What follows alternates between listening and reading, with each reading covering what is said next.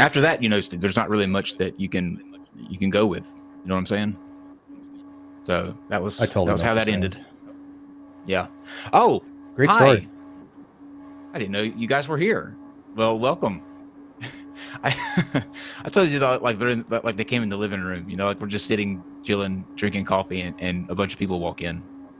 It worked a lot better in my head than it actually turned out working on live. So depends where what we actually are talking about before the stream starts, because sometimes it can get disconcerting if people found out some of the things that you and I talk about.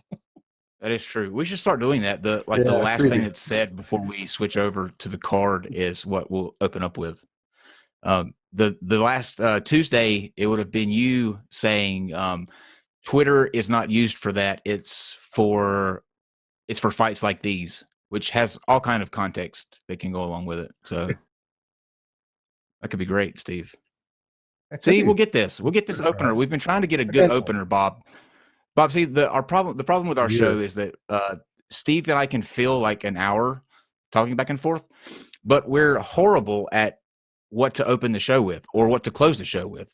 We've been trying every single show to try to get a good open line that we can go with, like for the rest of the shows. You know how like people have these famous taglines that they do, like Jerry Springer the other night. I tried to close with "Take care of yourself and each other." And I want one of those, but we can't figure out a good one to do. So we open up the show awkwardly, like we just are now, right? Like we're going on now. So that's not sequitur, though. It's the charm. So I'm thinking like Burnett pulling on her ear at the end of the show. Or that that's good. That's good. That's good. Yeah, that reminds when you just did that. I don't know why, but you know what popped in my head? Remember, I dream of Jeannie and the little nose thing she used to do. That little wiggle. Yeah. Have you seen that show? Haven't you? Oh, why? I grew up with I Dream of Jeannie. Last time I saw that show, I was in Cocoa Beach. That was actually that was Bewitched. Oh yeah, Bewitched. She did the Bob. That's what we're thinking about. Bewitched did the right nose. Oh yeah. Wiggle. Right. What was her name? It was I know it was Dick York, Sergeant York, and Elizabeth Montgomery. Yes, Elizabeth Montgomery. Yeah. Perfect. Okay. I knew that. Okay. So there's our opener for tonight. Just throw it in with the rest. Throw it in with the rest of them. It works out great. So I lied, everyone. I told a story, a fib, something that wasn't true. I knew when I said it wasn't true, and yet I did it anyway. And so I'm going to ask for your forgiveness today. But I said the last time that Dr. Bryson was on, and Dr. Maggie Bryson, for anybody that doesn't know, is our Egyptologist. And we had a conversation about the Sphinx, and I said there on that show that I wouldn't talk about the Sphinx anymore. Well, tonight's show is about the Sphinx. and I broke my promise, because not long after I got an email from the gentleman that is here with us tonight, and it was just too good not to risk being labeled a liar in exchange for having him come on and go through what he does. So, Bob, I am admitting I am a liar just to get you on here, sir. That's how much we are excited to have you here. So, I'm going to let you briefly introduce yourself, and then I've got something that I want to play for everyone that goes back to Tuesday night, and then we'll jump into the Sphinx discussion. But Bob, please take this time and let everybody know who you are and what you do and why you are coming on tonight. Sure. I'm a geologist, geophysicist, and I really never even looked at the Sphinx. I was watching NOVA almost 6 years ago, and I saw Dr. Mark Lehner explaining how the Sphinx is weathering today. What I do in my regular job is I have developed a software package that consultants and regulators use to develop cleanup standards in soil and groundwater, and nobody gets the idea that water could actually wick up. And that I instantly realized was happening at the Sphinx. And so I was just going to write a newsletter on that. And that ended up being a poster paper that's right behind me here that I did in Vancouver in 2014. Realized that I didn't quite have the full story on it. The weathering, the appearance of the Sphinx still didn't make sense, and turned into the next almost 5 years of just sitting down and learning about the geology of the Sphinx. So that's kind of my background. Awesome. Well, we're happy to let me fix this light here. We're happy to have you here tonight. We're gonna jump in, starting out the show with a little bit of housekeeping, I guess. Now, if you joined us on Tuesday, we were supposed to have a debate between Aaron Ra and Jason King. And if for whatever reason you haven't seen that or you weren't with us when that happened, it didn't go as planned. And it was a bit of a train wreck for the first 30 minutes. We had a gentleman on here that I don't know if he was intoxicated. He certainly sounded like he was intoxicated or under the influence of something. He swears that he's not or that he wasn't, but I beg to differ. And it's funny because somebody in our Discord, and I'm actually going to put this video in a package thing that I'm a video that I'm putting together, but this guy took, and I'm going to pull up it so I can give him a shout out, but he took one of Jason King's responses that he made after getting kicked off of the show, and he sped it up to, I think it was double speed. And it sounded normal, like he sounded like a regular person talking. There was none of the lag and the drawn out, thing. What was his name? Eupraxo. I think they say it. EUPRAXO. Eupraxo. Anyway, great video, Eupraxo. I thought it was genius. But he sounded normal. So he got kicked off because I gave him so many opportunities to state his case and state his position, and he just wouldn't do it. He was saying, that we need to, what do we mean by the word created? It was going in just nowhere. It was a mess. I mean, just an absolute mess. So we kicked him off. He got pissed and decided to make about 8 videos, saying that we were censoring him and that we saw that he was getting ready to make valid points, so we had to cut him off, and just bizarre things. And during the course of that show, if you remember, at about 9 o'clock, my phone started going off. It actually rings on the show. You can actually go back and watch it. It rings on the show, and it's him calling me as if I'm supposed to just stop what I'm doing in the show to answer his phone call. That's what I couldn't understand. But he left me 2 voicemails. And so I'd like to play those 2 voicemails for you guys tonight so that you can further see he wasn't a part of the same debate that I think the rest of us were. So Dave, if you'll play number 1, and then we'll play number 2, and we'll see what Jason King has to say. Hey, Kyle. Jason, what's up, bro? So you blocked me from the live chat? I mean, why would you do that? Which is false. And you blocked me from the fucking actual debate. Why would you do that? That's true. Me and Aaron didn't have any time together. You see, this is what's fucked up, and I'm going to call you on this. And everyone that sees this debate is going to call you on this if they have any integrity whatsoever.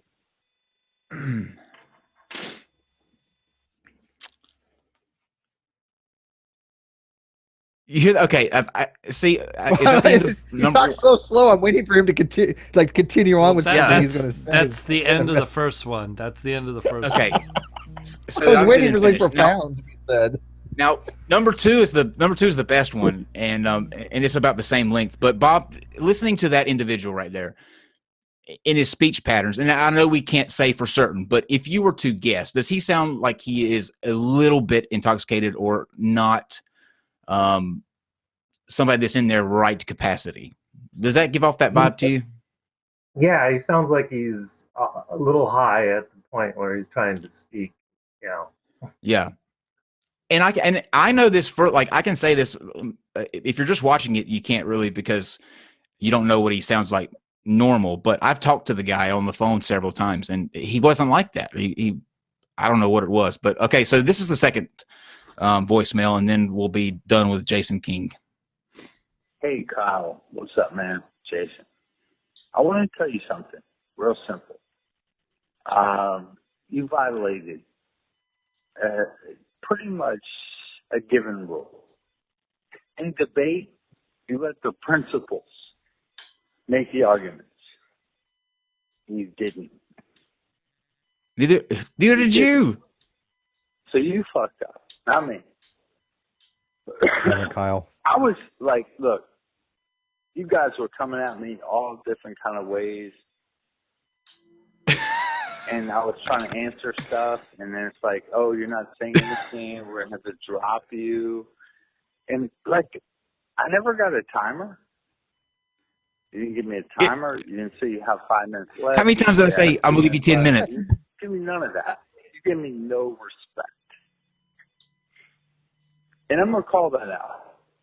Because, honestly, dude, you owed me better. Yeah, to dude. Stay there. You're drunk. Maybe you need to get off the fucking, and then what do you guys do? Break out the vodka. It's a shitstorm. Who broke out vodka? Do you remember anybody breaking out vodka? No, I don't like. I'm not a big fan of vodka. Could have been better. Me. Me and Aaron Ra could have actually had a debate, but you prevented. I agree. I didn't hang up on you, bro. That was the goal. That was the intent. I hung up. So yes. Don't sit there and say shit like Aaron Ra was basically didn't even have to say anything. Yeah, because he was never in a debate. The debate never fucking happened. Because you never said anything. Yes. And I wonder why. Maybe you're an ass clown or some shit. I don't know. Whatever. You're an ass clown. But whatever. I'm an ass clown. That's what he said. Okay. So basically that's the gist of it. But the thing is, I just wanted to put this out there because this is what he's saying to everyone that I wanted to kick him off, that it was we didn't want to give him the chance to speak. Now, why would I book this thing? Why would I ask Aaron to waste his time coming on the show? Why would I do all of that if I didn't want to hear what he had to say? I don't know how many times that I stopped him to say, look, we want you to make an argument. We want you to get to your point. Right now, you're just rambling. Right now, you're doing what a drunk does. When I've been there. That's why I say this. I've been there.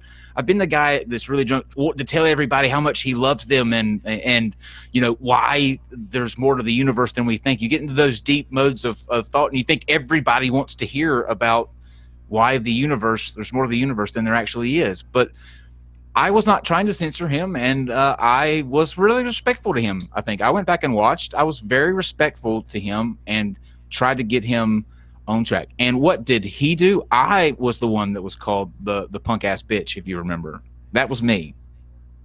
Okay, he was the one that was throwing pejoratives. I didn't do that. I just asked him if he was drunk and if we should reschedule this. So, Jason King, I appreciate the voicemails. They're fantastic. If you want to, you can keep them coming. It'll just be really great fodder for the show. But other than that, based on the comments, both on your channel and ours, I don't think you watched the same debate that the rest of us did, because it's definitely, this is an example of where everybody's pretty much on the same side here. Like there's not much, disagreement. So one of us has a problem, and I don't think it's me. Okay. Yeah. All right, Jason, even the conspiracy theorists are not on your side on this one. Yeah. So, and that's big. So, okay, let's get into speaking of conspiracies. That's a good segue.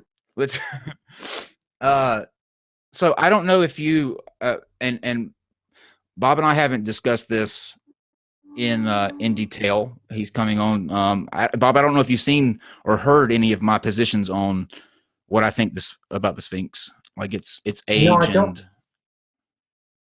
don't know your views, but I watched some of your guests, and I'm familiar with some of them and what they were saying. But I get a sense that you think it's older, but you're not completely sure.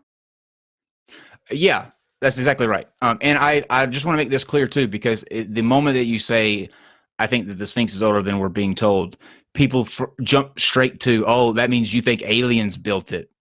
or that whole ancient aliens thing. That's not what I think. I think that just like at Göbekli Tepe, there was a civilization that was more advanced than they get credit for, or we weren't just at a time where we're supposed to be hunters and gatherers. That wasn't the case. We were also able to make monuments or anything like that. But one of the key aspects that when Dr. Bryson was on here and we were talking, that she actually said that she couldn't speak to was the geology aspect of it. That's why I got excited when I got your email about that's what you do. So you can kind of come in, because with her points that she made on what she could speak to, I conceded most of those as okay, that what you're saying makes sense. So basically right now my conspiracy hinges on the geology, the weathering of the Sphinx. And so you're actually the last bastion of hope for me. So no pressure. All right. I'll see what I can do. Actually, it's because of Maggie, and she said that several times, that she's not a geologist, and I am not an Egyptologist. And so there's a lot that she knows about the history of the Sphinx and the area that I don't have any understanding of at all. And that's why I contacted you, because I thought, wow, what an interesting perspective she's got, which is the exact opposite of mine, as you're pointing out. Getting back to something we just said, there was a time, I think it's really important to realize this, there was a time when it seemed as though there was a lost civilization. The Egyptian civilization about 5,000 years ago just seems to pop up out of nowhere without any history, no roots. And the question is, and in the middle of a desert.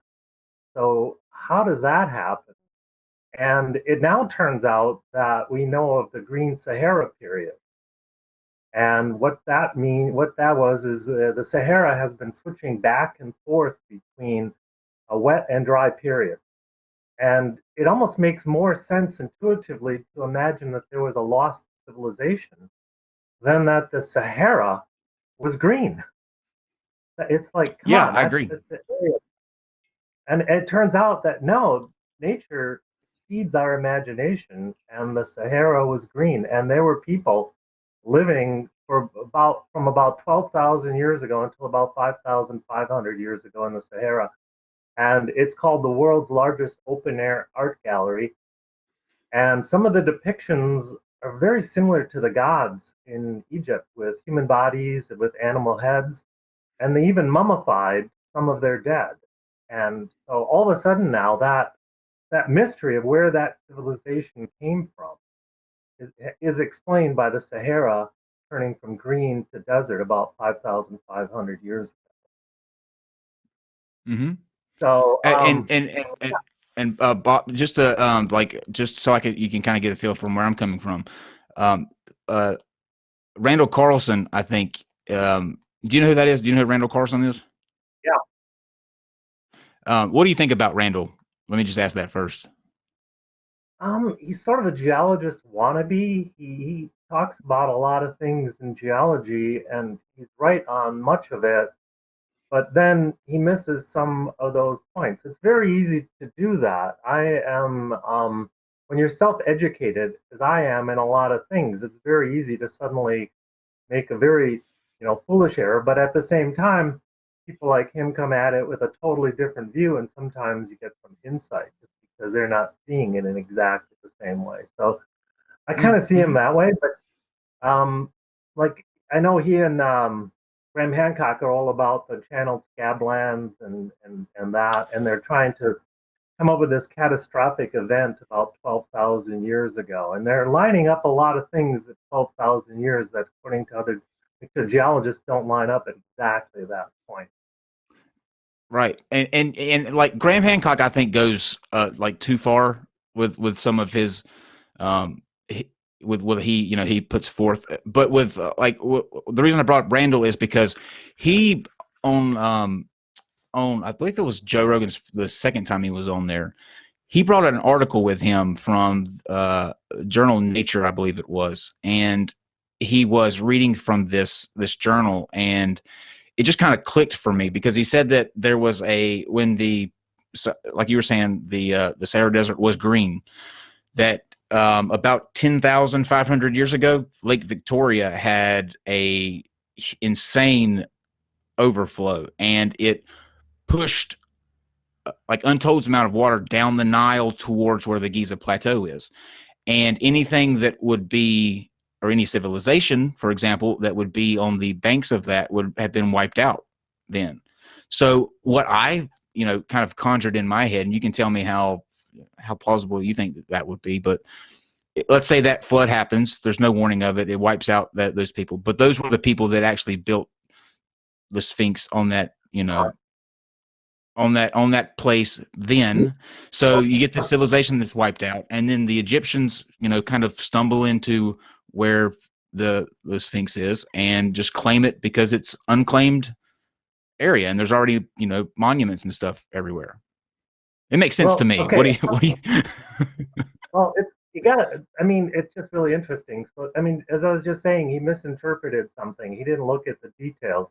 So yes, about 11,200 years ago now, it's estimated that Lake Victoria overflowed. What happened prior to that is all the precipitation that fell into Lake Victoria was not enough to cause a river to flow out. The water evaporated, and in fact, at times, Lake Victoria is dried up completely. And about 11,200 years ago, as the African humid period's coming on, so the Sahara is turning green, there's extra precipitation falling on that. It overtops and it starts flowing down, and it connects with the White Nile, and it sends that water downstream. A couple of things. First off, at almost exactly that same point, you disconnect, because of volcanic activity, you disconnect Lake Tanganyika from the Nile River basin. So as extra water is being applied from Lake Victoria, you're losing a huge chunk of water coming in from Lake Tanganyika. But more than that, that water goes into a huge swamp. It's about the size of France, according to some estimates. I go with more conservative numbers, about the size of Pennsylvania. And the water that flows into that swamp evaporates. So there's a side swamp there called the Bahr el Ghazal, and of the 33.7 cubic kilometers of water that enter that swamp, 33.1 cubic kilometers evaporate every year. So that water that would have been coming from Lake Tanganyika and then cut off and then resupplied from Lake Victoria, most of that water evaporates. And the White Nile does not contribute very much water. But he's right. At that time, the Nile today is just a trickle of the river that it was at that time. And there was another major river called the Yellow Nile that came in from the west, from the southwest. It's now known as Wadi Hawar. And there were other rivers. And back in that time, from about 12,000 till about 5,500 years ago, the Nile was an Amazon, not the little trickle that it is today. And that would have inundated all of the lower area, making the entire Nile Valley uninhabitable. The thing about this, but this means that you couldn't possibly build the Sphinx, because the Sphinx is located, this is crazy, I didn't know this, but the Sphinx is only 20 meters above sea level. It is only as far above sea level as it is tall. And the Nile floodplain is coming through, I don't know, around 14 meters. And we know from historical data that at times, even this trickle Nile would flood the Sphinx excavation. It didn't directly cause a lot of the weathering, but it would actually flood it. So back in the day, it would have been underwater at least part of the year, but not because of Lake Victoria, and not because it was because of all these other rivers. There are all these other tributaries all along. So it goes like 1,000 miles without a single tributary as it flows through the desert. Back in the Green Sahara period, there were rivers feeding all along. Well, that kind of dashes my my last little bastion of hope, I guess. It's just can't be that simple. Do you realize you're crushing Kyle's dreams and his aspirations and his whole life? We still have the weathering, Steve. We still have the weathering. That was just hold on to that thread, man. Just hold on to it. That was just the Nile thing. So Bob, are you going to let me down here? No. So now the weathering, that took me a long time to figure out what was going on. I mean, the Sphinx looks so distinctly different from any other structure on the Giza escarpment. It's not a plateau, it's an escarpment. It slopes down, it creates a natural ramp. And there was actually a harbor in about the area where the Sphinx is. And, the Sphinx has always been thought to have been constructed as a monolith that has weathered. So it was like the head. Sort of like Mount Rushmore or maybe Crazy Horse would be a better example of what the Sphinx is thought to look like. And I just kind of went along with that. And I started looking. It didn't make any sense. So I was like, I can't figure this out. So I just went to the beginning of when the rock was being deposited during the Eocene. Because I have to go back that far to figure this story out. So those rocks are deposited about 40 million years ago. And then, just out of curiosity, I looked at what was the beginning of the Eocene, and I saw this thing labeled as the PETM. Do you guys know what that is? Have you ever heard of it? I'm just curious. I have not. Steve, have you? What is it called? What is it called again? It's the PETM. It's the Paleocene Eocene Thermal Maximum. And I'm going, what way is out of my depth. It's way too many words for me. Way out of my depth. Yeah, too many big words I don't understand. Well, okay, so the Paleocene starts after the demise of the dinosaurs, and it runs for 9 million years. And then at 56 million years ago, you enter the Eocene. And geologists noted that some big change there occurred, just like when the asteroid killed off the dinosaurs. When they first set that up, they didn't know that an asteroid killed off the dinosaurs. Geologists said there's something happened here, something big, and nobody knew what that was. About 30 years ago, they started finding out what that was, and it turns out, this is crazy, it's the release of greenhouse gases to Earth's atmosphere. And the volume of greenhouse gases that were released during the PETM are somewhere between 1 to 3 times all the known fossil fuel reserve on the planet. Not just the little bit that we put into the atmosphere, but up to 3 times. We can't even find that much carbon to throw into the atmosphere. But we know that it happened. This was some actual event that had trapped these carbons trapped and then released them. Because I found it on Wiki. I've never heard of this before because I've never seen this page. But I'm trying to wrap my head around it. So this was an event that had trapped gases or greenhouse gases that then released them into the atmosphere? Well, you're making some assumptions on the source. Nobody really knows what that source is. So it's probably a combination of multiple sources reinforcing each other. But at this point, it's still not really known where all that carbon came from. But it happened. And when I spent like 3 months just going, how come I never heard of these? I was reading every scientific paper I could find on it. I was getting online looking for videos. Scott Wing at the Smithsonian, excuse me, he's got a couple of videos on that.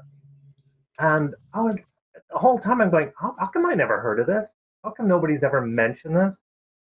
And then it turns out that it wasn't even a one-time event, that there are multiple hyperthermals, mostly during the Eocene. There's a few that end up in the Paleocene and a few in the Miocene, but most of them from about 56 million years ago to about 34 million years ago.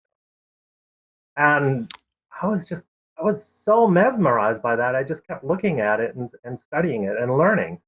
And then I was like, I'm not wasting my time studying hyperthermals. I'm wasting my time on the Sphinx. So I finally said, let me go back to the Sphinx. And since I have not been to Egypt, I pulled out an old photograph and I looked at it and I looked at the neck and I went, holy shit, it's a hyperthermal. The head is a hyperthermal. I dismissed that as just complete nonsense. I was like, now, for one thing, a hyperthermal, the sediments, what happens with a hyperthermal is the oceans become extremely acidic, and they cause an extinction event on a particular type of organism, Nummulites. And they manage to quickly recover, but the oceans then become very acidic, and so instead of depositing pure limestone, you have a very clay-rich limestone. And there's this abrupt contact, and it looks so abrupt because the oceans were actually dissolving in the acidic, the limestone was dissolving in the acidic ocean. And so you end up with this dissolution horizon. And I looked at the chin on the Sphinx, and I went, that's a hyperthermal. But part of the problem is a hyperthermal is only about a meter thick. So I finally, after putting that off for a long time, I'm doing other things. I went back and I said, well, is there a hyperthermal at the Sphinx? And it turns out, yes, there is a hyperthermal at exactly 40 million years ago. And nobody had actually taken the sequence of the geology of the Sphinx and matched it with the regional geology. And I did that, and I actually contacted Scott Wing at the Smithsonian, and he said he thought that the Miko was in SPZ 17. That meant as much to me as you. I'm channeling Mr. Mom thinking SPZ 17 or 18, sure, whatever it takes. And it turns out that that's a shallow benthic zone. And for the ocean, right there where the Sphinx is. And there are particular fossils, you don't have to date it. If you find a particular fossil, you know that you're dealing with a particular age, like seeing a car. If you know a certain model car, you can just look at the taillights or something about that car, and you can identify the year of that car without having to stop that owner and ask them what year their vehicle is. You just know what it is. And it turns out that SPZ 14, 15, and 16, a particular fossil is identified, and that is Nummulites gizihensis, and it's named after the Giza Plateau. And Mark Lehner mapped that in the Sphinx, and it turns out that it goes extinct. It stops in the fossil record right at the neck. So, and then I found that there's another fossil that is in the formation above, and it appears there. So I've bracketed that the head of the Sphinx falls within SPZ 17. So what that means is that the reason that the head, getting back to the Sphinx, this has implications. The reason that the head is there is that it was deposited in an acidic ocean, and it's far less susceptible to weathering, particularly by weathering by acidic groundwater. And in fact, that formed a cap rock. It's called the Observatory Formation, or it's also called the Upper Building Stone Formation, because it's the rock from which they actually excavated and built pyramids and other structures from. And so it acted as a cap rock to create the Giza escarpment. So if the Miko, which is what 40 million years ago never occurred, the Giza Plateau itself wouldn't even be there. Am I losing you? I'm wondering. No. So no, it's processing. It's processing, but it's a lot to take in. But I'm gonna try to ask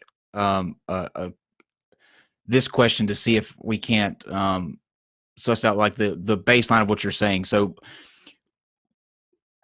what do those implications that you just talked about, how they're like the hydrothermals on right up to the chin, what does that mean for the argument that the weathering patterns on there are indicative of the sediment being older than they actually claim to be?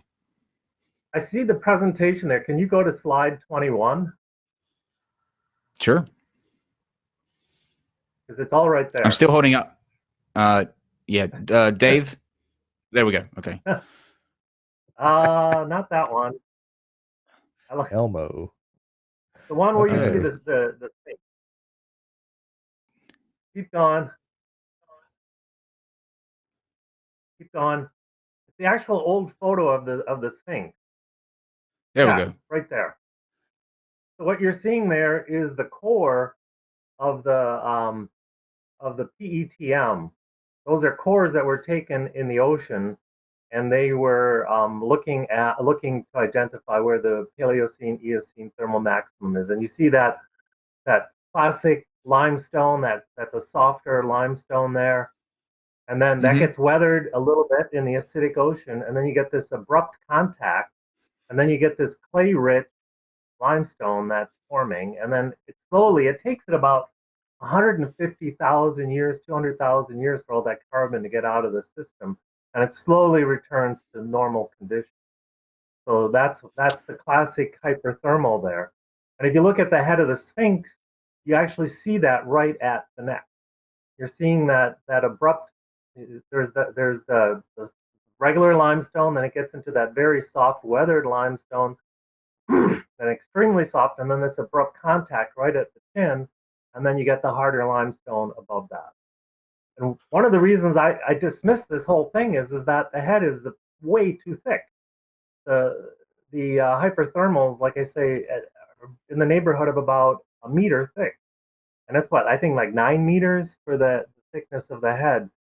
Well, it turns out that the Miko lasted up to 7 times longer than the PETM.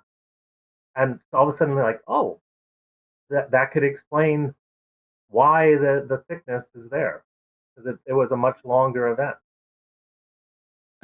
But the rock. Oh, go ahead, Bob. Sorry. No, go ahead. I just want to make sure that that I get what you're saying. You're saying that the Sphinx is actually even older than I thought it was, right? No, what we're talking about now is, so the Sphinx is carved from natural limestone, and so I'm giving you a hard time, Bob. When you say that, 100 and I think it was 150,000 years ago was the example you just gave about the ocean coming up. I'm thinking that the Sphinx has already been made 150,000 years ago, and it's actually submerged under the ocean. But you're actually, in reality, talking about the rock that they carved it out of, and so they're using what was shaped by the ocean, and the patterns that you can see that are indicative of these things that you were talking about. They carved around those. So when they're carving it, the weathering is essentially what they think is weathering was already embedded on the rock.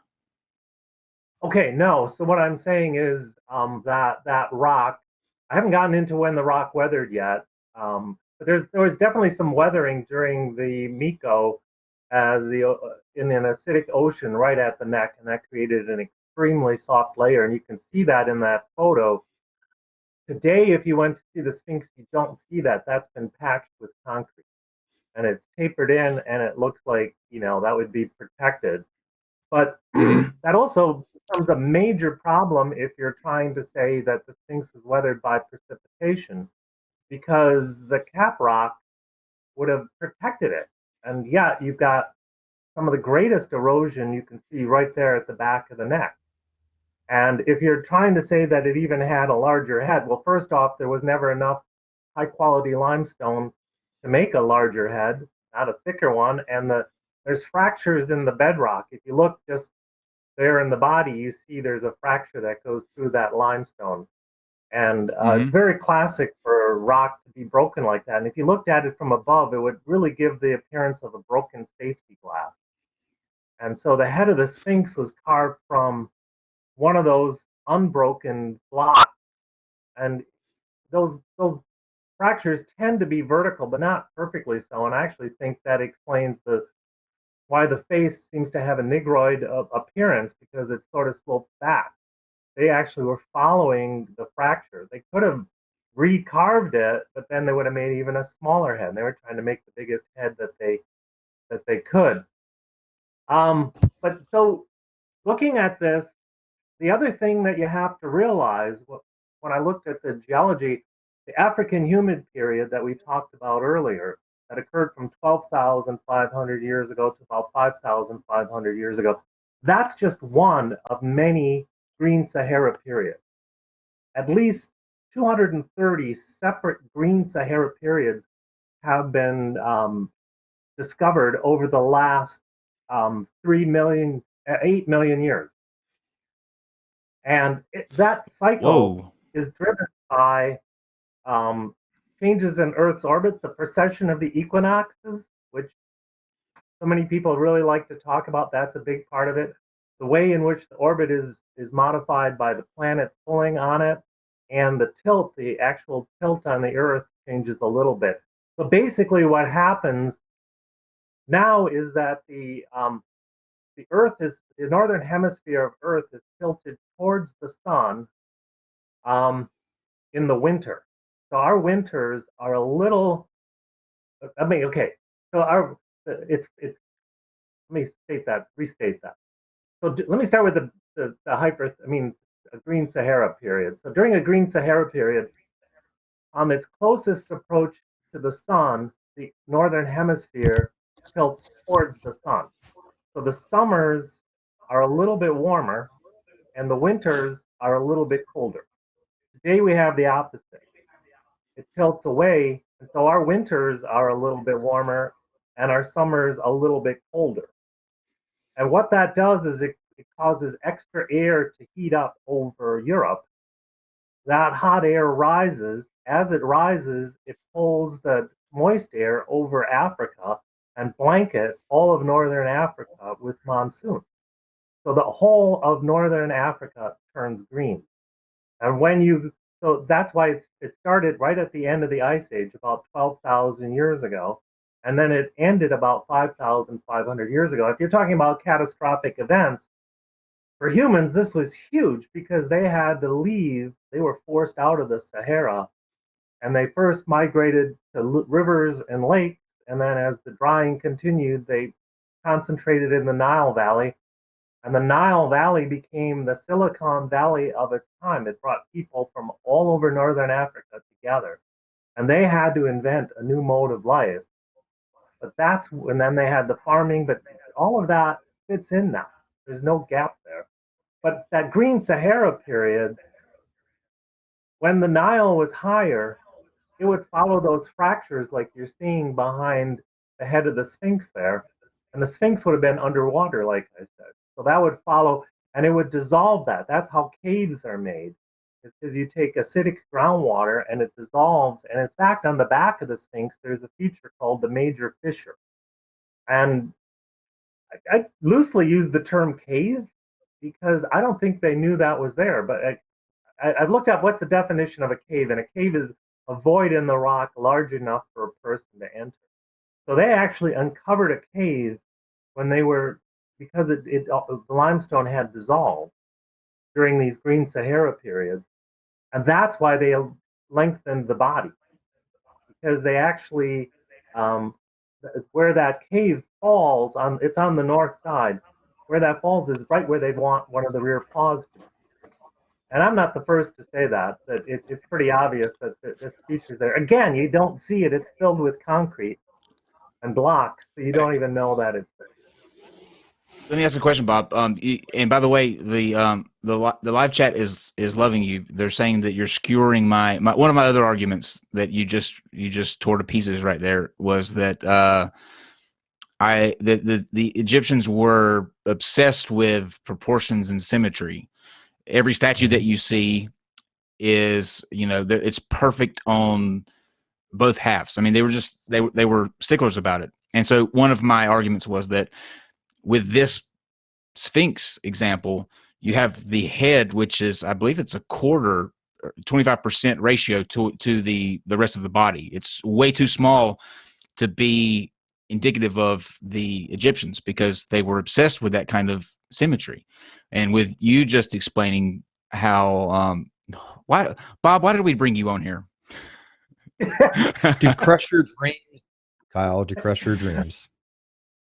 Yeah. I got a really cool story on that. I gotta tell you this story. It's almost like I was destined to study the Sphinx, because back in 1976, I helped an artist paint a mural on the side of a building, and it was a giant bird. And it was based on effigy mounds, Indian mounds that are all over the state of Wisconsin. And we started on the left side, and we worked right. Now, I'm not an artist. I did this because I got paid $100 a day, and then we'd sit around and drink beer all night. And I'm like, yes, I can do this. My kind of And job. exactly, it was a lot of fun. I mean, it was for Sachiel Yamashita. He was actually in People magazine. I'm like, really? I know somebody who's in People magazine. And nice. as we went further towards the left, towards the right, we suddenly realized that our lift would not allow us to have access to, because it dropped almost a full story. It was on a hill. And so we could not paint the bird that he wanted to have painted. And we spent a good part of the day trying various ways. Could we do things? Could we get a different lift? And that was quickly dismissed as, no, we can't do that. We tried painting from the top and reaching over with long extensions. I felt like I was going to do a somersault off the 5th story of this building trying to paint, and no, we couldn't paint it. And this went on for most of the morning and into the afternoon, and I finally took his artwork and I drew a smaller head.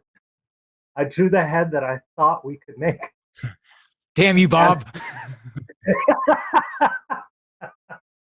And it turned out that we could barely. So when I look at the Sphinx, I'm like, he couldn't do it. The artist, he could not do it. I actually took it and I drew the smaller head. He couldn't. I think most painted over most people, I guess, and what you're saying when you say, like for example, a second ago, you were talking about when you're giving these examples, you say the ocean was up above, around the neck area. Obviously, the Sphinx is not carved at this time. So you're just talking about the frame of the rocks, because I think most people think when they think of, whoever carved the Sphinx, that they carved it out of rock that maybe was a big square chunk, a nice, neat little square chunk, and they carved the Sphinx out of it. What you're saying is that the Sphinx itself was kind of this odd shaped structure, just a rock that was odd shaped already. It had this big knob coming up the top of it, and so they turned that into a head. And no, the way that it was, I'm looking around here. Let me grab something. All right, this is just a book, just a thing on a national park. But in an escarpment, in a plateau, you have flat-lying layers, and it's just like layer cake. If you've ever been out to Utah, there's you see this layer cake type of geology. Where the Sphinx is, it actually tilts down like this, and it slopes at about 3 to 10 degrees. And where the Sphinx was, and there's this cap rock, and that's what formed the Giza escarpment. It couldn't weather through this rock, and that's the rock of the head. And that rock was mostly quarried to make the pyramid. And so the whole area, most of the Giza escarpment was covered in that limestone that is the head. And they excavated it.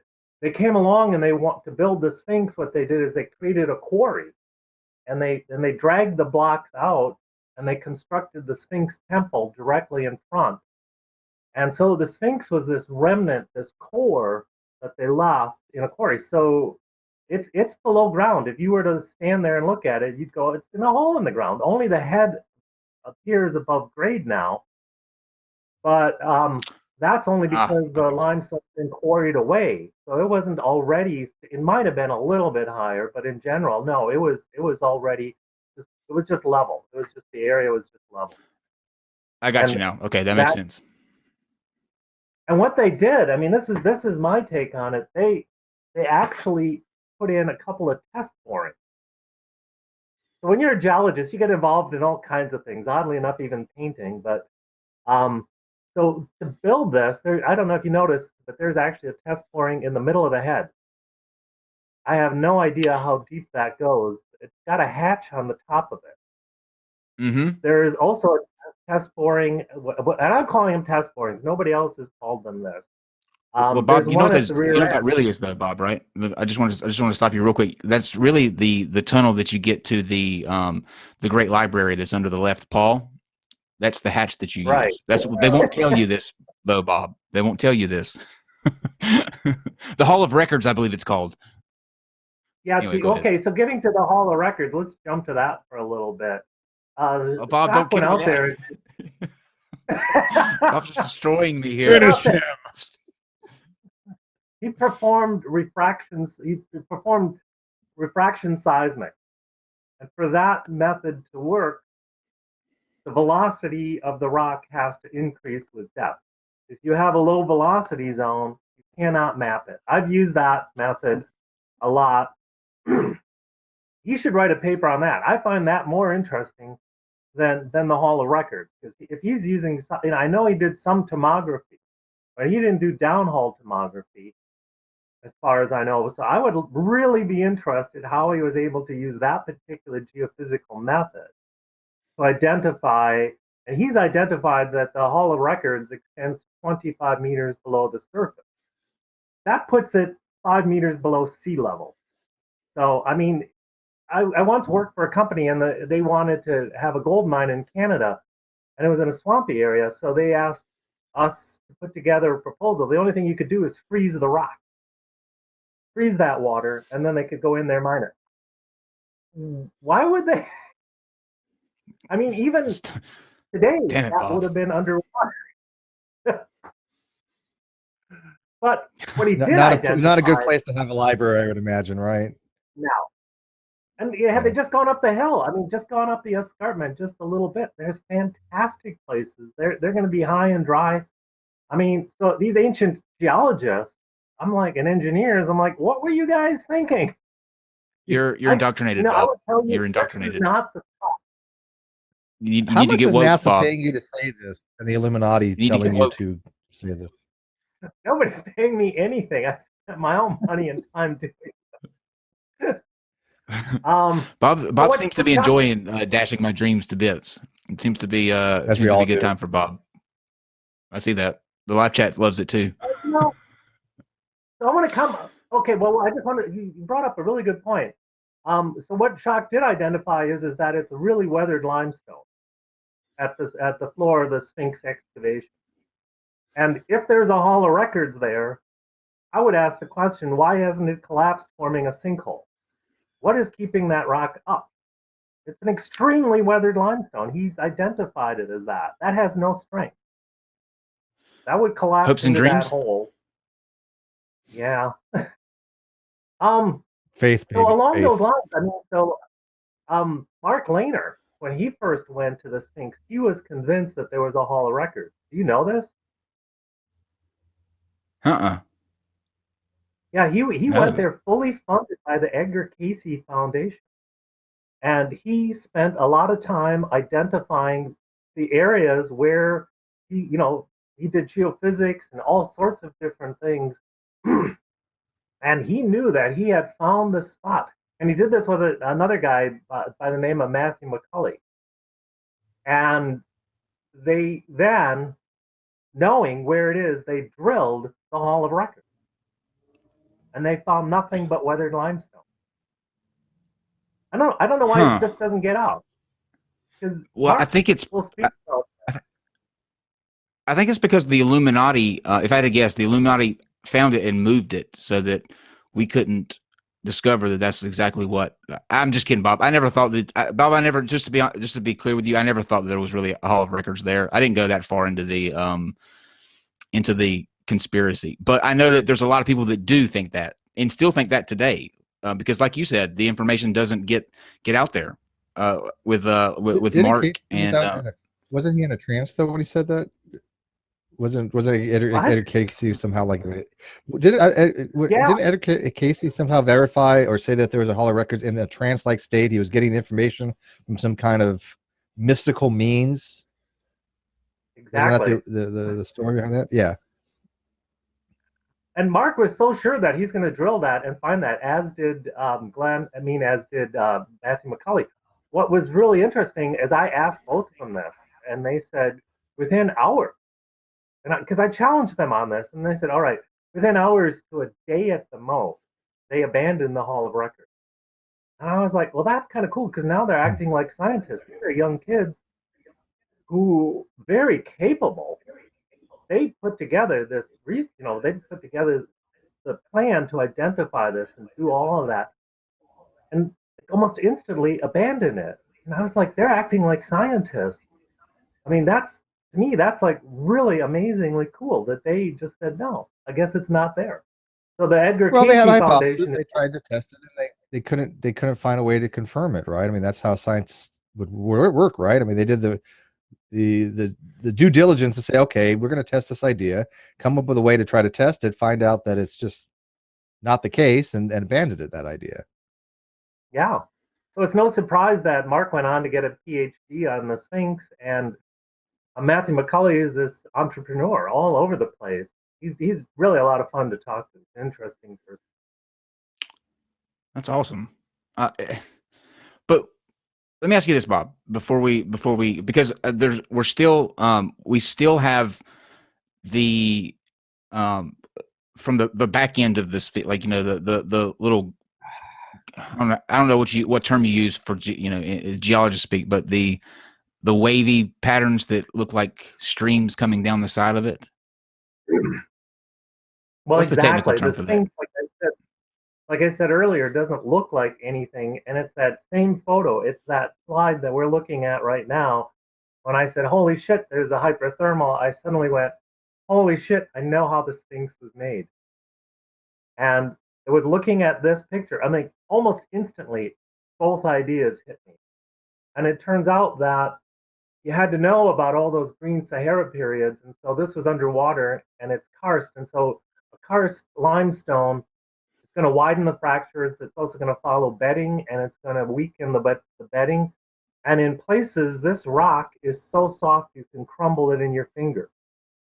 So instead of using advanced technology, the way they carve this is three basic tools. One is a two-handed pounder, and that's just a big rock, and they would just take it and pound on the limestone, and they would flake the rock off. The other thing that they typically used was a stone hammer. It's a smaller rock. They put two sticks on it, tied together with leather, and then they would bang on the rock with that. And again, it would flake the rock off.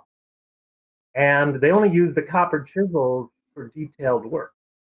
And so if you were coming up to a really soft weathered limestone using these two-handed pounders and stone hammers, you create that undulating pattern. The softer layers get pounded back further. The harder ones protrude a little bit further. That's what gives the appearance of the weathering. But look at, well, actually go to, I think it's slide 42.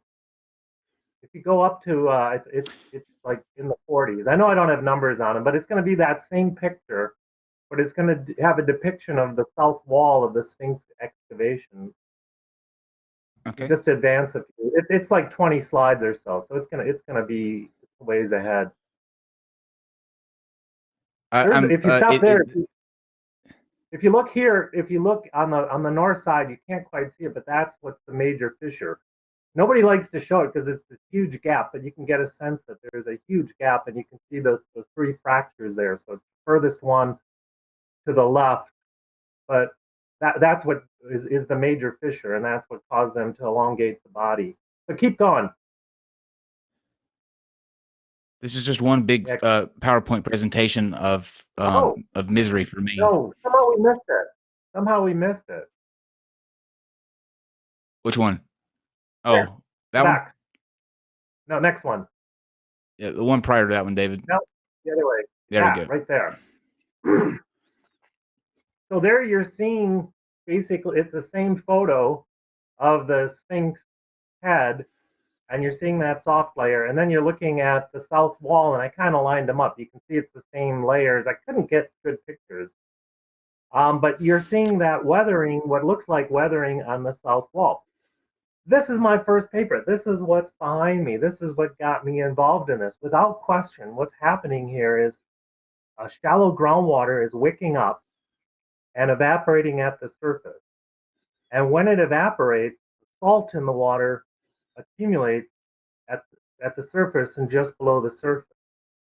And through time, that salt accumulates so much, and I guess then it's reworked by the dew every morning, every evening, and every morning as the sun shines on it, it causes the rock to flake off and what looks like really large, giant Pringles potato chips. And that gives it that rounded appearance. So that is not. So that is not precipitation. If the it reality was is, instead of it coming down from the top causing the problem, it's actually coming up from the bottom causing the pattern. Yeah. And this conceptually is very difficult for engineers and geologists. The first time I saw the software I have simulate that, I thought, well, that's screwy. That can't be right. And it took me years of looking at this and finding out that, yes, in fact, this is occurring. That you have all this water evaporating. And the way I looked at it, I didn't care about the salt. I wasn't looking at the Sphinx. I was looking at what happens to the contaminant. So they would do the same thing. They would wake up from the groundwater upward through the soil, either concentrate at the surface or volatilize the atmosphere. And I'm like, this is my pet peeve. I'm trying to get people to understand that. That's why I got involved in the Sphinx. That's what I saw. I have to admit, even for me, who is a diehard Sphinx conspiracy person, I can't deny that makes sense. It also kills Kyle's razor too a little bit. No, because that is the more mundane answer. Yeah, I wouldn't think that's more mundane. It's far more complicated than just rain. more than that another civilization did it. No, more than just like but one of the things you posited and people have posited is because the time period by which there was rain and precipitation that would have caused these patterns, that is a very mundane explanation. But sure, if you're going to contradict, if you're going to contradict Kyle's razor, it might as well be with the thing that killed his dream of the conspiracy. So I mean, it's very fitting, I think. But let me ask you this: just as a last, let's say I wanted to throw a last ditch effort out there to push back on this. Is there other examples that we can see where this is happening in a sense that we know the time frame that something was built? You know what I'm saying? Is there anything you can point to show us that this same type of pattern can happen, somewhere else? Yeah, it's happening on mosques and other stone buildings throughout the Nile Valley. And again, some people are on it and they're saying, yeah, I see this. And others are questioning this. I mean, so they did repairs to the Sphinx years ago, and they're saying that they had salt in the concrete, and that was the problem. And I'm thinking, no, the salt wasn't in the concrete. The salt came from the groundwater. They didn't use some crappy concrete. So yeah, this is happening throughout the area. I put together, you wouldn't believe, I've got like 5 hours of presentations, and I got a picture of a mosque where the brick looks just like the bricks on the base of the Sphinx. Couldn't even tell them apart. And that's in the city of Cairo, where it's exactly the same thing is occurring. One other thing I wanted to say here, though, is if this were precipitation on the side, I'm glad that Randall Carlson and Graham Hancock are all about the channeled scablands, because there are these dry waterfalls. And what happens when a water goes over a waterfall is it cuts a plunge pool. The debris that it's carrying, the rocks and things in it, they hit hardest at the bottom. That's where most of the erosion is occurring, and then that works its way upstream. There are no plunge pools in the base of the Sphinx. If these features are carved by precipitation, then where are those holes that were carved as the rocks and the sand and other things hit the base? And we know it's a weathered limestone. Shock has identified that. Mm-hmm. I got something for you to make it even crazier. It turns out that the rear toes, the lower portions of the rear paws, are unweathered. That when they were doing work on them, both Mark Lehner and Zahi Hawass noted that there were claws carved in the original limestone, and the people, without any guidance from archaeologists, these are just guys modifying the Sphinx. They actually cut some of those claws back so they could put blocks over them.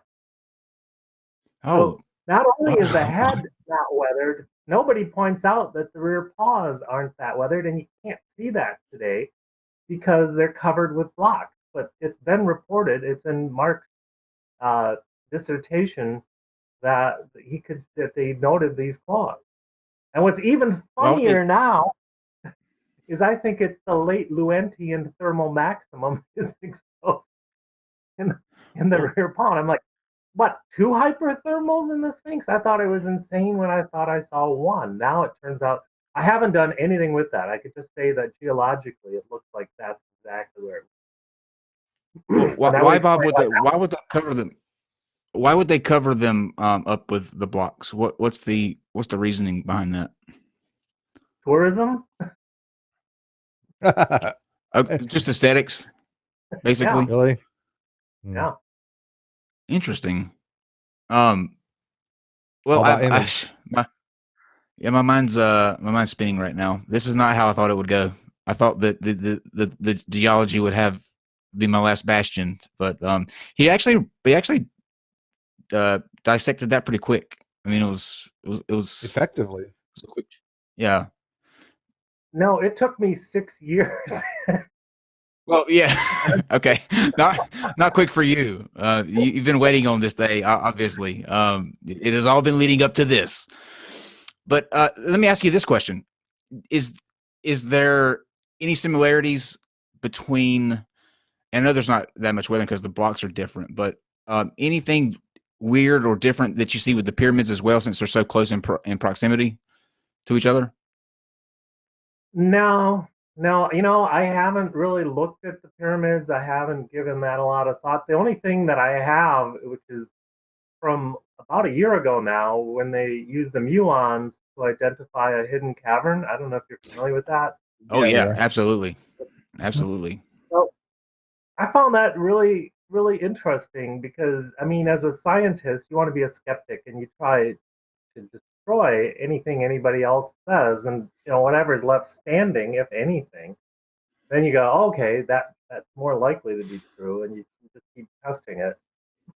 So it turns out that what they did with the muons was basically just measure density, and they made an assumption. So what they did is it's really intriguing what they did, and they did 3 very confusing paper when you read it. They used 3 different methods.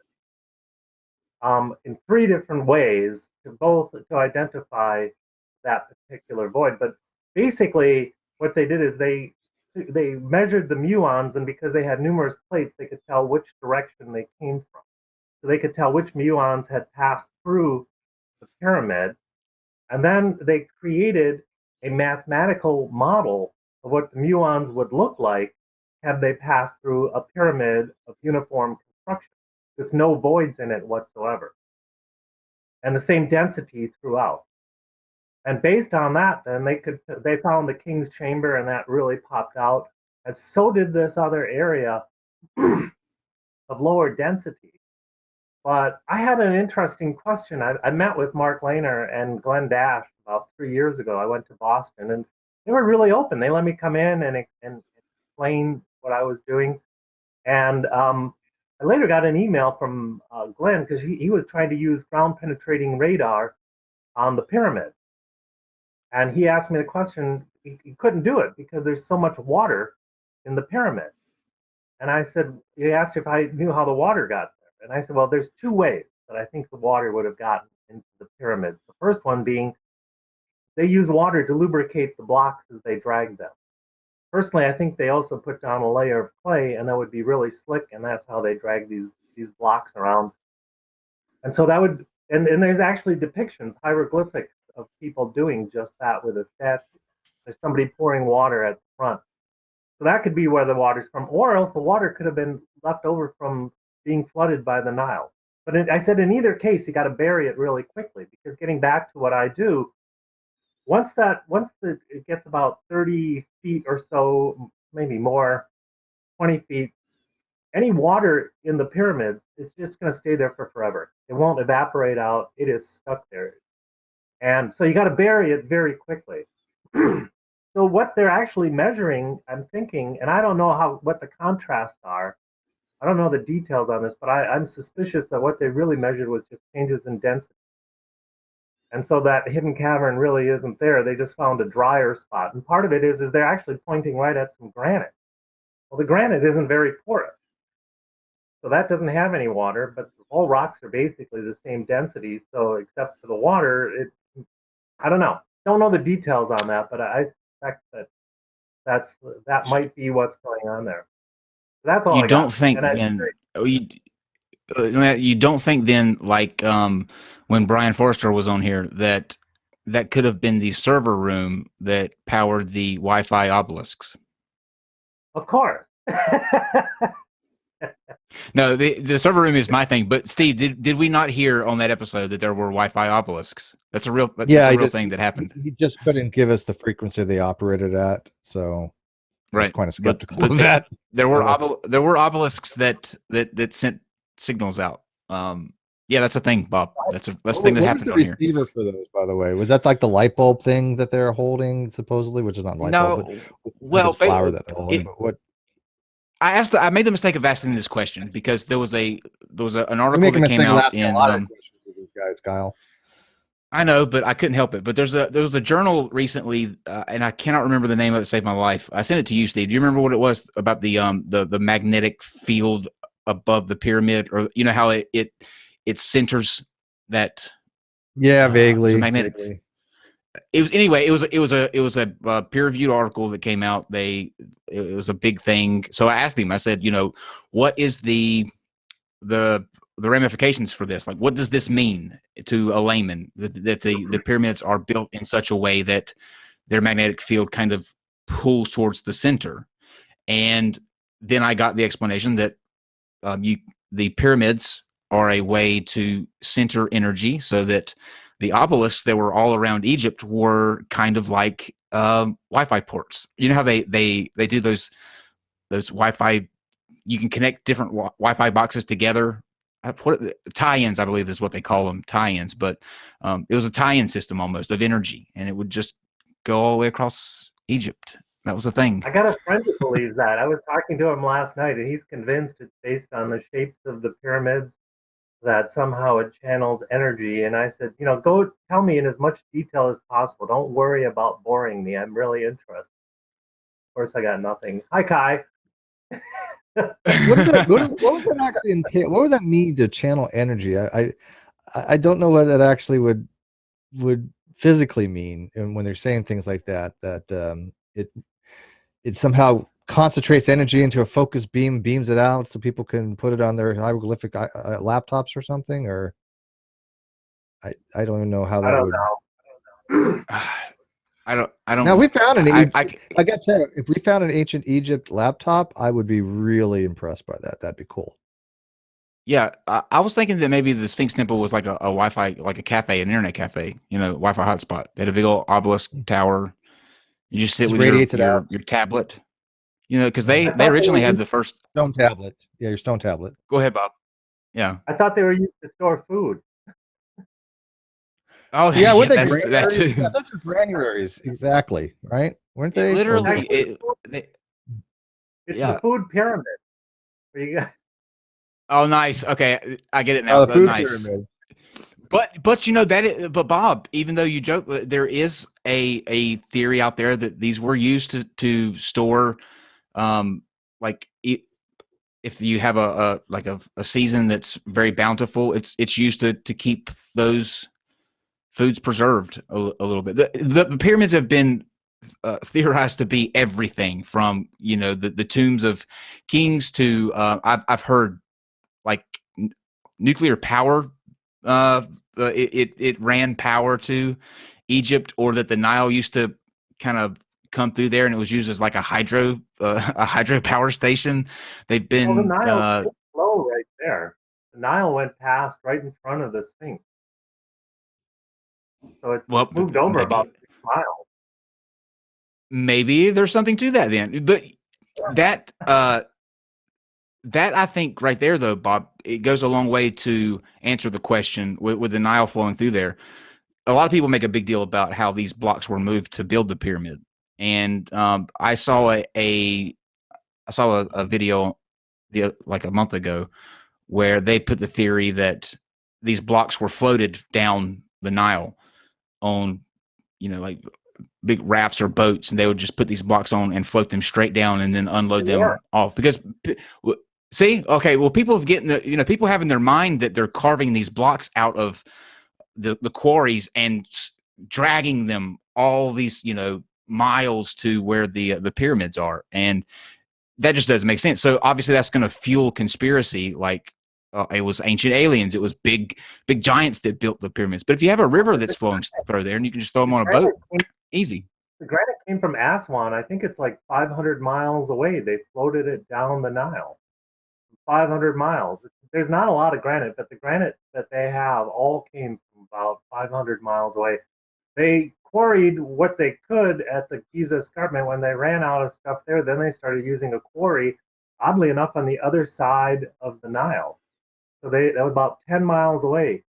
But when the Nile would flood, it would actually be more like a lake. It would actually reach a level and kind of stay at about that level for about a month and a half, 2 months, and then it would drop back down.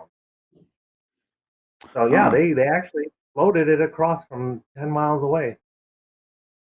That sounds that sounds. See, Bob is like the bastion of reason here.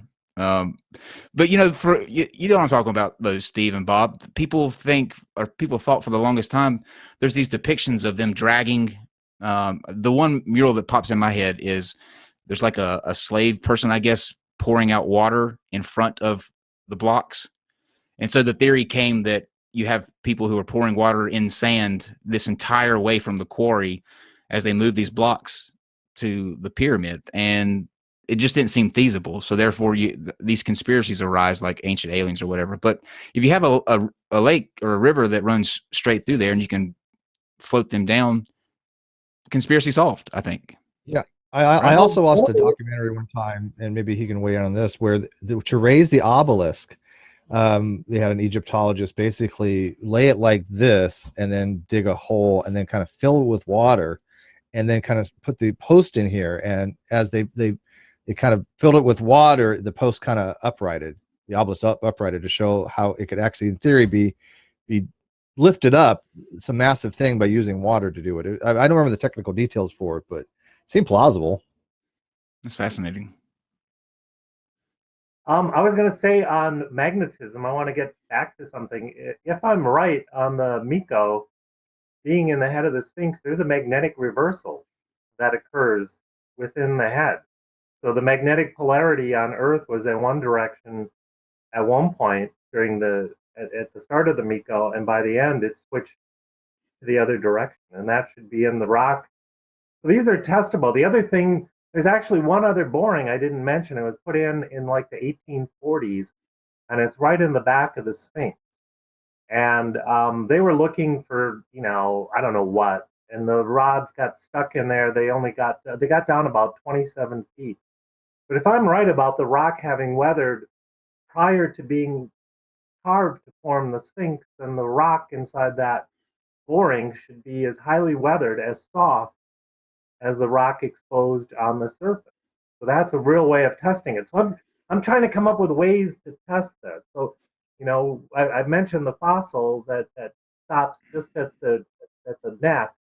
There's also, because the oceans were so acidic that it's all clay, so the magnetic susceptibility on the head should be higher. So you can just get this little device and you just hold it up against it. You can measure the magnetic susceptibility, and there should be a much higher iron content because of the extra clay head. So there's all sorts of different ways of trying to test this hypothesis. How do you do that, though, Bob? Like, how do you get to where you can go and do these tests and get the answers to this? Me, I don't know how. I mean, I don't have that capability. I don't have the resources. Yeah, I can't. Have you presented this, like these hypotheses that you have, to anyone? Like, have you tried to link up with anybody that's?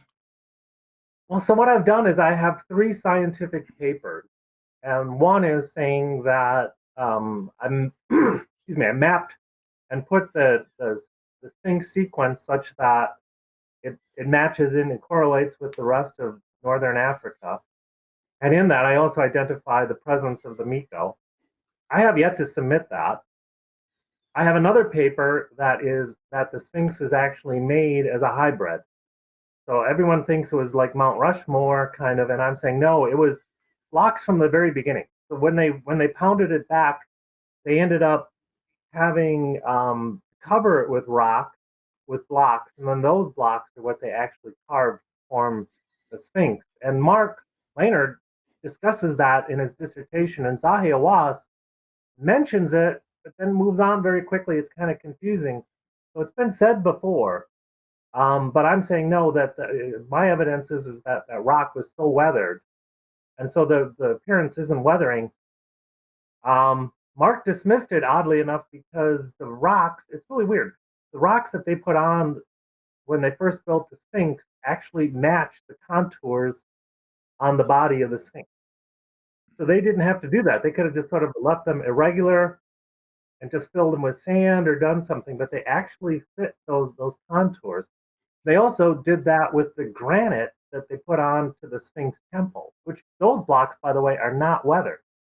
So these are the blocks that were taken from the Sphinx excavation. They're sitting at a lower level, so they would have been inundated on occasion with the Nile. And those blocks are almost completely unweathered. But they put the granite that they hold from 500 miles away, they actually did the same thing. They contoured them to fit the softer layers of those blocks. And they did the same thing on the mortuary temple on Khafre's pyramid. So as far as I know, this is where somebody like Maggie would know. As far as I know, that's the only time they did it. You've got the similar type of construction going on, and that helps to date. But is it conclusive evidence? No, but it helps. And the final paper I have, when getting back to that, is there's a dewatering system that U.S. aid paid for. It's like a multi-million-dollar dewatering system. There's a slide in there with Lindsey Graham with a thumbs up. Standing I love Lindsey Graham. Yeah, so he's there, and so what we did is the U.S. paid for a huge dewatering system to draw the water table down, because the waters come up and nobody knows where the water came from. And everyone is thinking, well, I'm just going to have Dave switch to that real quick, Bob, so we can, Dave, if you'll put the slide with Lindsey Graham. Wait, isn't Lindsey Graham south? You're north. Wait, you're North Carolina, isn't he Graham South Carolina? He's in South Carolina. And I hate I'm sad that he's a Republican, but I think that he I think he's one of the. Where's the slide? Where's the slide? It's like one of the last ones, like 5 or 6 from the end. It's got Lindsey Graham on it. Yeah, between the paws of the Sphinx. Oh, you go back. It's going to be back about 6 slides. Oh, keep going back. Where are you at, Lindsey? Yeah, it's coming up right there. There he is. I declare. I thought I was done with the Sphinx because I had now figured out how it was made and that there's a hyperthermal in the head. And then I found this, and I'm like, you're kidding me. There's a groundwater model. So what you don't just put in a dewatering system. You figure out how effective the system is going to be. You figure out how much water it's going to be pumping. You figure out what you're going to do with that water. And the same way they put in the test borings before they carved the Sphinx to make sure that they could actually carve what they wanted. And so they actually have a groundwater model. This is so close to what I do. So if you go to the next slide, and I think it's going to be the next one after that too, real quick. They actually measured wicking. They actually put in some test pits, and they measured the wicking, and you can see a color change where the water gets wicked up into this weathered limestone that acts more like a clay. It acts more like a soft, because it's so extremely weathered. And then Dave, everyone thought that the water was coming from perhaps leaking sewer, because the area is all now urban, but it doesn't have any nitrates. So if you've got a leaking sewer, you should have nitrates from the sewer in the water. And you can see there's puddles. Stick on that side. On that slide, you can see that there's puddles of water here, and these are puddles forming in the middle of a desert. This area no longer floods because of the Aswan Dam, and the water table's rising, and it's threatening the Sphinx. So the process that was occurring, that Mark was explaining when I watched on Novas, was actually accelerating as the water table was climbing higher and higher. And you're like, where do you get water from in the middle of a desert? This again took me a long time to figure it out. And then the answer was obvious once I figured it out. Because they're also saying it could be that it's coming from leaking water mains. It's on the high side of what you get out of leaking water mains, so it's a possibility. And I finally realized, if you go to the next slide, what happened is this area all used to be farmland, and there were no houses, and all that water that was on the soil would evaporate, and it would evaporate at about 1.25 meters. It's not that important. I can just explain it. About 1.25 meters per year. By making it urban, by paving it all, they limited the ability of the water to evaporate out. And so with no place to go, the water table's risen. And so that's the source of the water. In the long run, there's an unlined canal just to the east, and that is the source. People dismissed it because they said, well, the canal's been there for a long time, long before the water table ever started rising. So that's not the source. And I'm like, no, the main source is the canal, and it's by paving it. So we think here that when you pave something, you stop the ability of rain to fall on the ground to recharge groundwater. What happened there, because it's the desert, you stop the ability of the water to evaporate out. Anyway, so that's my third paper. I wish you'd have never came to these conclusions, Bob. I wish you would have just left the Sphinx alone. Just there are all kind of other ancient monuments you could have went to, Bob. Why the Sphinx and Dash My Dreams? I just don't get it. You just don't like me, Bob. I like you, Kyle. I'm just kidding. What's next on like? Are you? Here's another. I don't know if I should say this or not, because this is another one that. This is not one that I talk about, but one where something similar like this is going on, and maybe of interest to you because it's something that it's right up your alley. But in Machu Picchu, there is a argument that because there are two distinct types of rocks that are used in the building, so you have this what seems like a much older looking base. There is then a different style and rock that is used to build up or fill in these structures to make them like complete, where it looks like they. I couldn't say anything. I don't know anything about Machu Picchu. What I find interesting though is how people always take like Machu Picchu and Stonehenge or whatever, the pyramids in Central America, and tie them to some lost civilization. One of the things that strikes me is then they're using supposedly similar building methods, but why don't they have a similar language? We're all on the internet, and there's a lot of English that's being used now because of that. Wouldn't they have? They're working off the same blueprints. Wouldn't they use the same language? I can't answer that question, Bob. I don't know. You're just pouring salt on wounds at this point. And now you're just being mean, Robert. Just I just looked down at the time too, and did you know that it feels like we've been going. Honestly, it feels like we've been going for about 45 minutes, but we're actually at the hour and a half mark now. And I always say this on these shows, and sitting and listening to the people that you've talked to and the things that you've done, and just like your expertise, obviously on this field, it always strikes me as it's humbling that people like you actually watch the show and have an interest in it. It just blows my mind sometimes. It's like, wow, he's way too smart to be listening to us on this show. Kyle's basically saying you have to be a dumbass to watch this show. There you go. I'm not saying that. I'm just saying. Kyle and Steve, you guys are doing a great job.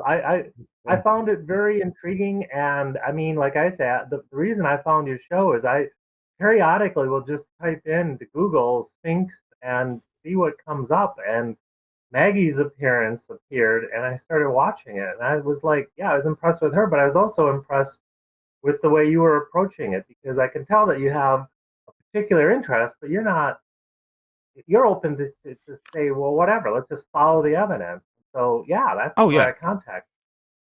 Well, it would be very You. hypocritical.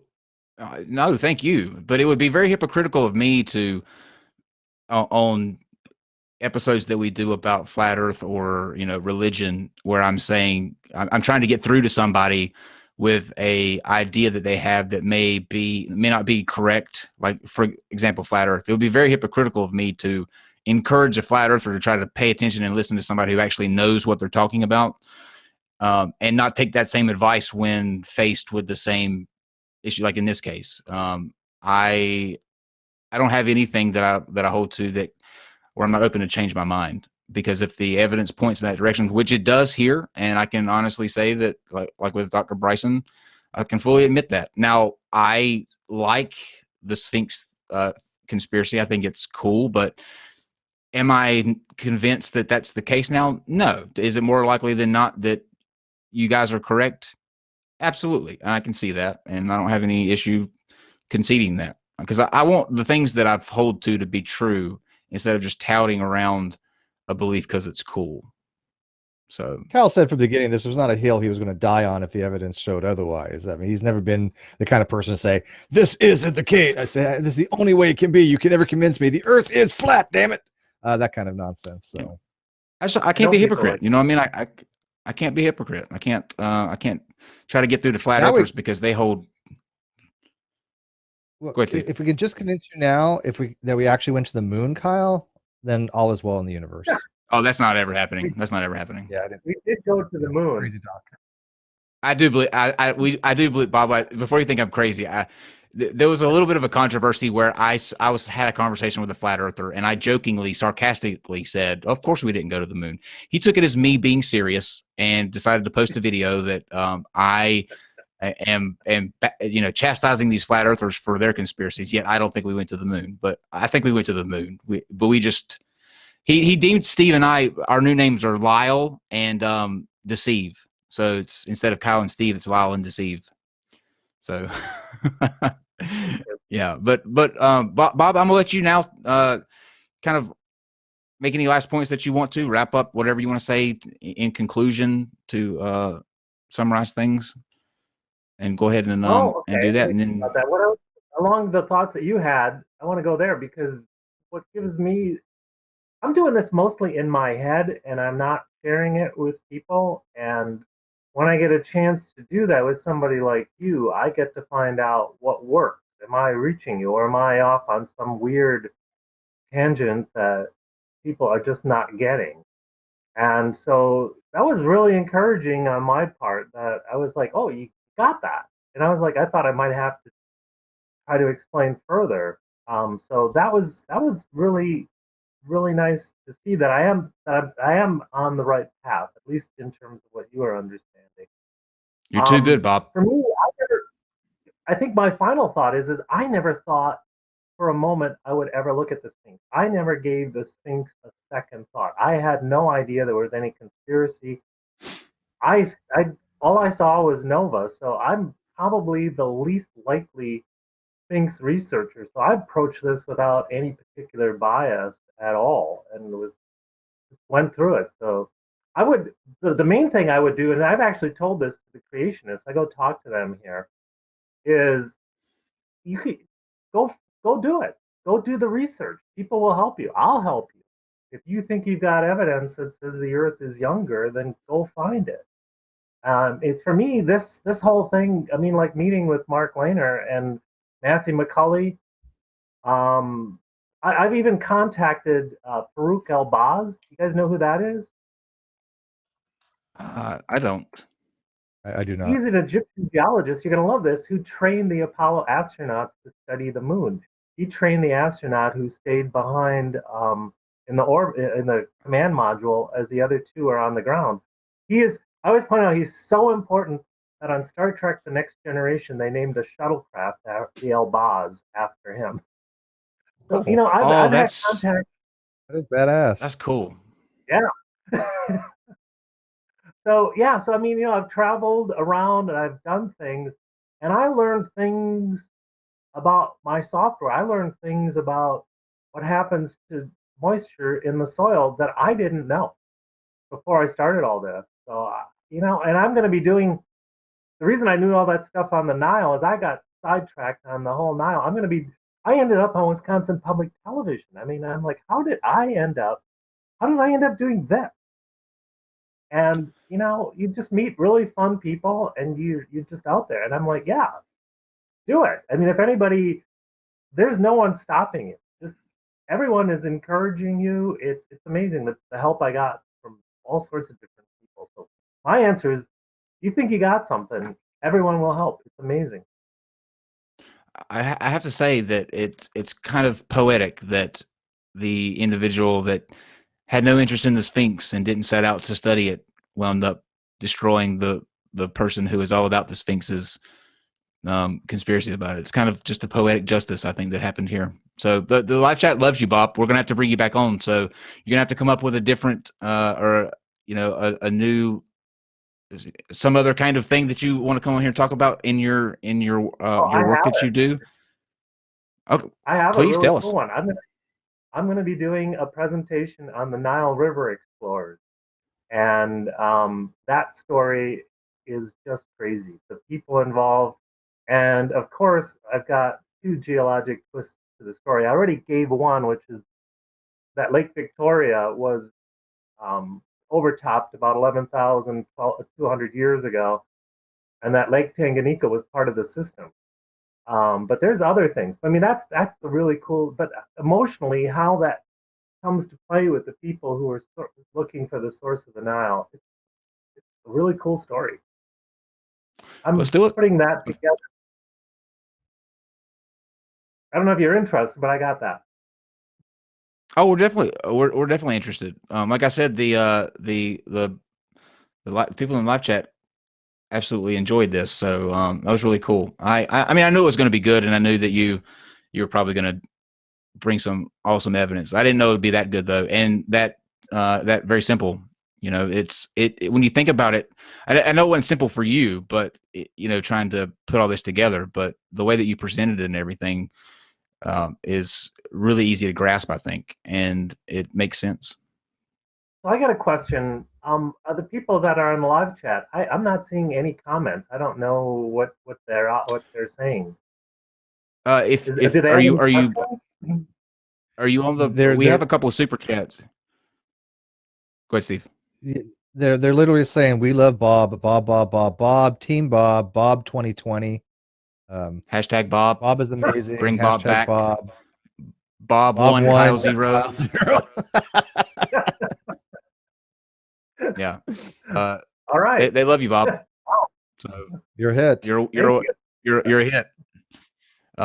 Okay. Wow. Bob the Kyle Crusher. Go on. You're getting timed out for that. I'm just kidding. Steve, you want to read the super chat that we had? Sure. And if you guys have any questions, while Steve reads these first two super chats, please put them in and tag me in them or Steve, one of the two of us, so we see them pop up. So if you have a question, you can go ahead and do that. I have 3 super chats. The first one's by the Canadian Atheist for $5 Canadian. You're fabulous, Kyle. It's probably something Steve said, and probably was something I said. But the Canadian Atheist has a podcast, by the way. Go check him out. I was just on his podcast last night. It was great. Yeah, he did a really good job interviewing, and it was fun. It was really fun. His other host wasn't with us. Would have been kind of interesting to have 2-on-1. Not as bad as it sounds. I know the phrasing on that, but it was a great podcast. So go check out the Canadian Atheist podcast. Let me say this real quick, Steve. I have an idea, Bob, too. We will definitely bring you back on soon for the Nile thing. But how about also, in addition to that, we bring you and Maggie together on a show and kind of put these ideas together and have you both. I'd love to do that. I think that somebody who's an Egyptologist has got a lot to say about it. Hopefully it fits. I mean, that would be the test. Yeah, that would be wonderful. Yeah. Cool. All right. Go ahead, Steve. Dan says for $4, check out Robert Such. Keep up the great work. Is that how you pronounce Shock. Such? Shock? Robert Shock? He's saying okay. He's the Is that Which Robert one is Schock? he? He asked if that. He was asking if that was Robert Schock. No, this is the other Rob CH. I said this at the beginning of the show. Before we went on. Right. There's something about geology, the Sphinx, and people with named Robert and SCH as their name. Robert Schock thinks that it's precipitation based weather. Okay, so he was the one that thought. Okay, I got it in my head now. Okay, the Fibonacci assassin, $5. Could the weathering have been on the stone it was carved from? So he's asking, could it have been originally weathered? Yeah, it was. That's exactly it. Yes, that is correct. It was buried. It was weathered underground by acidic groundwater, and a little bit by precipitation falling on the ground, but mostly acidic groundwater. So yes, it was all weathered before they ever excavated it. And which makes sense. Weathered. Yeah. Mm-hmm. I agree. All right, Steve, is that all you got on your end? That's it. That's all I got, baby. All right, Bob. Let me ask you this: where can people go to? Are you on social media where people can, if you're doing things, they can follow you or keep up with you, that sort of thing? If they, come up with any questions or anything you want to put out there? I set up a Facebook page, but I never really started using it. I don't have time for that, but I'm going to start picking up on that. I did register robertschneiker.com a couple months back, but I haven't done a thing with it. So one of these days, yeah. So right now, I think my software is how you get in touch with me. I've got the webpage is seeview.com. It's SEVIEW, and there's contact information there. I know that's obscure. Spell that for me one more time, Bob, so I can add that to the. Sure, it's SE, and then the word view. So it's seasonal. It's standard for SE was from seasonal, and then view because you could view the results of a model, and that model was called Sea Soil. So I called my software Sea View. So it's SE Excellent. And then the word view, EIEW.com. .com. Okay, and I'll put that in the description. So if you're watching this later on and not live, you'll be able to go down to the description and link right up there. But Bob, I think you should consider putting some stock into a social media platform presence, because if you're going to be doing these shows, people are going to want to reach out and talk to you and ask you questions and troll you and praise you and ask you all of the good stuff that comes along with being in on YouTube videos. Yeah, well, you kind of caught me. I mean, I was ready to do this, but I contacted you because I really wanted to contact Maggie a little bit and see what she was thinking about what I've been doing. Oh, you weren't okay. I see how it is, Bob. You weren't interested in Steve or me. You wanted to go straight for Maggie. You know what? I don't blame him. You are a man after my own heart, man. Totally, I get that. Yep. You could just see her brain working as you were trying to challenge her with really obscure questions, and she responded. I was like, yeah, exactly. She's brilliant. Yeah, she's amazing. Yep. Oh my gosh, she's on a level, a next level thing, Mostly, Bob, I have to be honest with you. Mostly that was that conversation was me playing devil's advocate a lot. I have no false assumptions that I'll be able to challenge Dr. Maggie Bryson. I mean, that would just be a pitiful battle of wits there. But I mostly was asking questions in jest to get. I tried to do two things. Like some of the questions that I asked that were mine were just very standard, run-of-the-mill questions. The ones that were like crazy out there in conspiracy land, I do that because I know that those people will be watching because of the title of the video and the conspiracy itself, and so I'm sort of asking for them in jest. And two, they're interesting questions and they have equally interesting answers, I think. But I have no delusions that I could ever challenge or battle Dr. Bryson. Or, like tonight, I came into this knowing that I wasn't going to be a happy camper when I left, but it's more in jest than anything. Yeah. So no, but that's the right thing to do. So if you've got people in the audience, you want to ask questions for them, you want to try and cover it. That's part of why I enjoy doing the show, is see that think I'm getting those points across, but I'm not. Yeah, you were a superstar tonight, Bob. Superstar. You were a hit. So the people have spoken. Steve, you have anything else before we close out? No, I'm good today. I'm good today. You sure? Mm-hmm. Why, is there something that I have wrong, planned Steve? that I'm unaware of? What's wrong, Steve? Are you sad too? No, it's been a wonderful No, mood. It's been a really good week. Things are really great. I just don't have anything really planned. I've been doing other people's things this week. I was on Cyrus the Skeptic, had a great podcast with him and Ocean. I was on the Canadian Atheist. I was on Fully Deconverted, and I was on the Atheist Community of Austin's Discord. And you had something with Ariel as well this week. Oh yes, but do I You ever did. have something with Ariel? Oh, you mean you did? Oh, you mean, dude, that was you mean episode? Yeah, I was like, yeah, you guys gonna get a room, man. This is love him. But join us tomorrow. Don't forget that we do have a. Do we have is tomorrow a private hangout? I can't even remember right now, Steve. It's not on the schedule, but I do, but it's not on the schedule. But I think are we back? I think we're caught up from that last weird thing that we had. Yeah, so I think the schedule's cool. Yeah, we had one the week before. I remember because that's when my desk was delivered. So we're back on schedule. Okay, so at 7:00, it'll be me and Jimmy with Ad Homies, and then at 9:00 we will be having Flatterday Night Fights. Love that play on words. The Flat Earth. Every Saturday night we will now be doing a Flat Earth debate. Make that your home for all of your. Last week was just too darn fun, and it was very successful. So we're gonna keep that rolling, and we have Fight the Flat Earth, who is a new upcoming debunker who is hilarious. If you haven't checked him out, go check him out. He's like I don't know if he's in the UK or Scotland, but he's Britain or Scotland, but he sounds like a UK version of Red's Rhetoric. I mean, that's just the way that he is. He's hilarious. But he will be taking on the Mind of God at 9:00. So join us for that.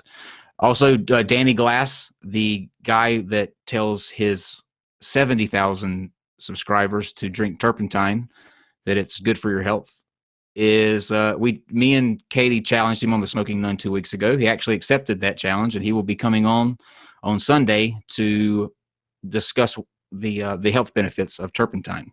Did you ever think you'd hear that? No. Yeah, look at Bob's face says it all. But yeah, we're gonna be talking about turpentine. So this is why I say, Bob, this is why I say it's very humbling to have people like you that come on, or to know that you watch, because otherwise we're talking to people who drink turpentine, and yeah. So it's nice to have you here. Thank you again, Bob, for coming on, guys. Check out, like I said, I'll put that link in the description. But we will be having Bob back. We're going to be having him do his Nile presentation, and we'll bring you back on with Dr. Bryson so we can see if all of this fits together in a nice, pretty puzzle that just destroys my life. So look forward to that. Thank you. But thank you again, Bob. Absolutely. And we'll see you guys tomorrow at 7 p.m. and watch some cringy videos. Non sequitur. Your facts are uncoordinated.